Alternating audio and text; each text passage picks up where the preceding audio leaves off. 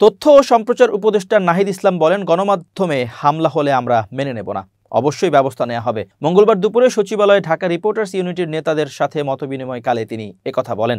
সম্প্রতি the daily star ও প্রথম আলোর অফিসের সামনে হামলা প্রসঙ্গে এক প্রশ্নের জবাবে উপদেষ্টা বলেন, গতকাল বলেছি আইনশৃঙ্খলা পরিস্থিতি তৈরি হয়েছে, যে জায়গা থেকে সরকার ভূমিকা পালন করবে, পত্রিকা অফিসে ভাঙচুর হলে সেটা অবশ্যই আমরা আইনগতভাবে দেখব। তিনি বলেন, এটা কেবল আইনি বিষয় নয়, বিগত সময়ে গণমাধ্যমের ভূমিকা প্রশ্নবিদ্ধ হয়েছিল, মানুষের মনেও নানা কারণে ক্ষোভ তৈরি হয়েছে, সেটা স্পষ্ট করা সেই গণমাধ্যমের দায়িত্ব। মানুষের সাথে সংলাপে বসে তাদের কর্মকাণ্ড নিয়ে স্পষ্ট করা, তবে সরকার তার ভূমিকা যেটা আছে সেটা পালন করবে। গণমাধ্যমে হামলা হলে আমরা মেনে নেব না, অবশ্যই ব্যবস্থা নেব। পাশাপাশি জনগণ সভা সমাবেশ করলে শান্তিপূর্ণভাবে করবে সে আহ্বান জানিয়েছি। একই সাথে পুলিশ যাতে দায়িত্বশীল আচরণ করে, শান্তিপূর্ণভাবে জনগণকে সমাবেশ করতে দেয়, আমরা সেই নির্দেশনা দিয়েছি।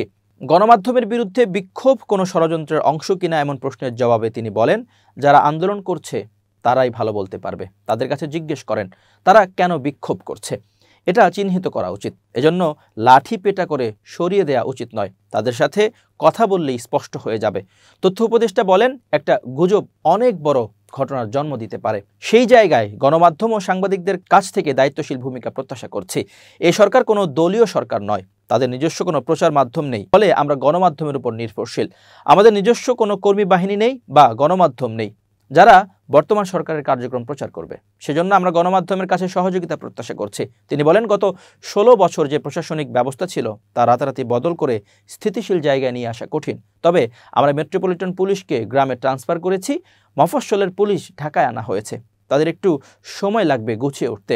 আর তথ্য প্রচারের ক্ষেত্রে নিরপেক্ষ সাংবাদিকতা আমাদের অনেক তথ্য নিয়ে সহায়তা করে, সে জায়গা থেকে আমরা সহায়তা কামনা করছি এবং সরকারের পক্ষ থেকেও সব ধরনের সহায়তা করা হবে। দেশের আইন শৃঙ্খলা পরিস্থিতি নিয়ে এক প্রশ্নের জবাবে নাহিদুল ইসলাম বলেন, পরিস্থিতি তো পরিবর্তন হবে, আমরা পুলিশ ব্যবস্থাপনায় পরিবর্তন আনতে চাচ্ছি।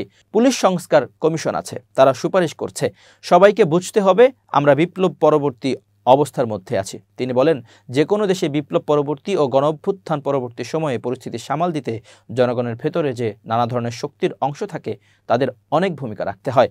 পুলিশ অবশ্যই কঠোর হবে, তবে নিপীড়কের ভূমিকায় যেন না যায় বা আমরা একটা পুলিশি রাষ্ট্র যেভাবে দেখেছি সেটা আমরা প্রত্যাশা করি না।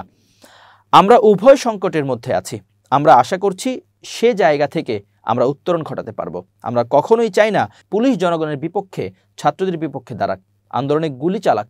সাংবাদিকদের এক প্রশ্নের জবাবে উপদেষ্টা বলেন, সোহরাওয়ার্দী কলেজের ছাত্র নিহতের বিষয়ে বিগত সরকারের দলীয় কর্মীরা ব্যাপকভাবে প্রচার করেছে।